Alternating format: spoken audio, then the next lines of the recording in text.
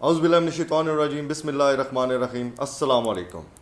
عموماً دیکھنے میں یہ آیا ہے کہ اگر کبھی کہیں ملک میں بائی الیکشن ہوتا ہے تو خدا نخواستہ کسی کی ڈیتھ ہو جاتی ہے یا کوئی اور ایسا مسئلہ بنتا ہے تو بائی الیکشن اناؤنس ہوتا ہے، مگر بدقسمتی کے ساتھ پاکستان میں یہ پہلی دفعہ ہو رہا ہے کہ کسی کے مرنے پر نہیں، ضمیر مرنے پر بائی الیکشن ہو رہے ہیں، اور یہ قوم کے لیے ایک بہت کڑا امتحان ہے، پاکستان کے لیے بہت کڑا امتحان ہے۔ باقی ہائی کورٹ کا ایک حال ہی میں فیصلہ آیا 5 سیٹوں کا، جس کی وجہ سے پی ڈی ایم میں بہت بڑے پیمانے پر توڑ پھوڑ ہو رہی ہے۔ اب میں آپ کو بتاتا ہوں کہ 5 سیٹوں کا یہ ہائی کورٹ کا ایک جو بہت بڑا فیصلہ آیا ہے، اس کے پیچھے کیا چل رہا ہے۔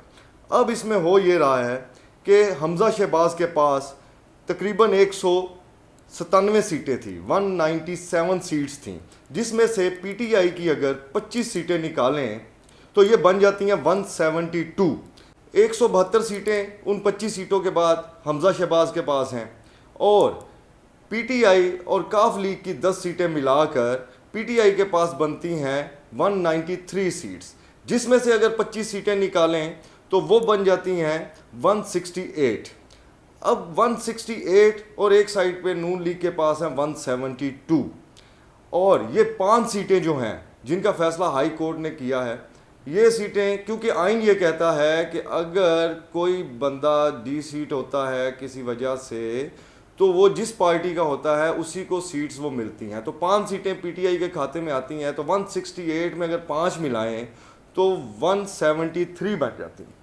اب 173 سیٹیں ہیں پی ٹی آئی کے پاس اور 172 سیٹیں ہیں حمزہ شہباز کے پاس۔ اب ہونے کیا جا رہا ہے، ایک اور آواز آ رہی ہے، کچھ آزاد ارکان ہیں جو کہ اس کے بعد شاید پی ٹی آئی میں شامل ہو جائیں، وہ 2 یا 3 لوگ ہیں، تو یہ 4-5 سیٹوں کا فرق پڑ سکتا ہے۔ اب اگر پنجاب میں نون لیگ کی گورنمنٹ نہیں رہتی تو کیا ہوتا ہے، پنجاب نون لیگ کے پاس نہیں، سندھ اور کوئی صوبہ نہیں، کے پی کے نہیں، تو جب کوئی صوبہ نون لیگ کے پاس نہیں تو پی ایم کہاں پہ کھڑا ہے؟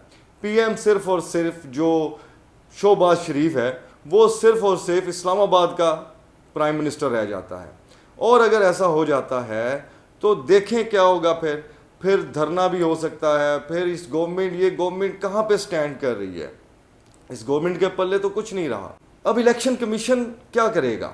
الیکشن کمیشن جو کہ بالکل جانبدار ہے اس ٹائم پہ، وہ یہ نہیں کرے گا، وہ جہاں تک نظر آ رہا ہے جو سنیریو چل رہا ہے اس میں الیکشن کمیشن یہ نہیں کرے گا۔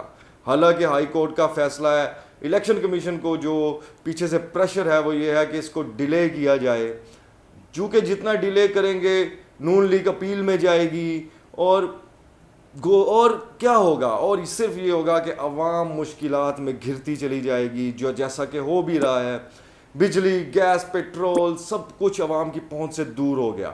اب دیکھیں کہ غیر اعلانیہ لوڈ شیڈنگ نے ملک کا بیڑا غرق کر دیا، اتنے بحران میں ملک چلا گیا، پستی جا رہی ہے قوم، ان لوگوں کو کوئی فرق نہیں پڑ رہا، عوام سراپا احتجاج ہے، عوام کا کوئی پرسان حال نہیں ہے۔ اور اس کے ساتھ مریم نواز شریف صاحبہ جو ہیں وہ ایک بیان پیچھے کچھ دن پہلے انہوں نے پھر دیا، وہ ویڈیوز لگایا ہوا ہے انہوں نے، تو اب سوچنے والی بات یہ ہے کہ وہ کیا کرتی ہیں، کیا کرنا چاہ رہی ہیں، اس ملک کو کس لیول پہ لے کے جا رہی ہیں۔ پہلے ان کے والد صاحب محترمہ شہید کے کبھی پکچرز پھینکتے تھے، کبھی کچھ، ان کو اور سیاست نہیں آتی، کیا یہ بلو دی بیلٹ ہی پالیٹکس کرتے ہیں؟ ان کو گزارش ہے میڈم، آپ بھی کسی کی بہن، بیٹی، بیوی، نانی، دادی ہیں، آپ کچھ خیال کریں، آپ کچھ حیا کریں، آپ کو ہمارے لیے ہر عورت، ہر خاتون بڑی قابل احترام ہے، اسی طرح آپ بھی ہیں، آپ بھی کچھ چند لوگوں کی لیڈر ہیں، آپ کو بھی کوئی لیڈر مانتا ہے، آپ اس ڈرٹی پالیٹکس سے باہر آئیں اور حقیقی پالیٹکس میں آئیں۔ خدارا ہم یہ جو ویڈیوز چل رہی ہیں، اور یہ پیچھے ڈاکٹر عامر لیاقت کا سانحہ کسی کو یاد نہیں ہے، کیا بھول گیا ہے؟ ابھی تو چند دن ہوئے ہیں اسے۔ آپ خدا کا خوف کریں، اگر آپ لوگوں نے یہی سیاست کرنی ہے، عوام کی سیاست نہیں کرنی، عوام کی فلاح کے لیے سیاست نہیں کرنی، عوام کے فائدے کی سیاست نہیں کرنی، تو آپ گھر بیٹھ جائیں۔ اگر آپ یہ ویڈیوز لگانی ہے تو 35 سال گورنمنٹ کی ہے آپ لوگوں نے، آپ اگر فیک ویڈیوز بنا سکتی ہیں تو پتہ نہیں کیا کچھ نکل سکتا ہے. لہٰذا آپ ان چیزوں سے دور رہیں اور پازیٹیو پولیٹکس کریں, عوام کی سیاست کریں, عوام کی فلاح کے لیے سیاست کریں. ایسی سیاست سے دور رہیں. اور پیچھے آپ نے دیکھا کہ خان صاحب کے بنی گالہ سے ایک ڈیوائس ملی, اس کے پیچھے بہت سے محرکات ہیں. خدا پاک سے یہ دعا ہے کہ ہمارے ملک کی حفاظت فرمائے, پاکستان کی حفاظت فرمائے اور ہمارے عوام کی حفاظت کرے. عوام کے ساتھ جتنا ظلم اس دور میں ہوا ہے کبھی کسی عامر کے دور میں نہیں ہوا. اس لیے خدارا سب سے پہلے پاکستان کا سوچیں. یہاں پہ وہ لوگ پی ڈی ایم کی صورت میں وہ لوگ سیاست کرنے آ گئے جنہوں نے اربوں روپیہ ملک کا لوٹا اور باہر لے گئے, وہ ہم پر مسلط کر دیے گئے. اس سے بڑا بیڈ لک اس قوم کی نہیں ہو سکتی.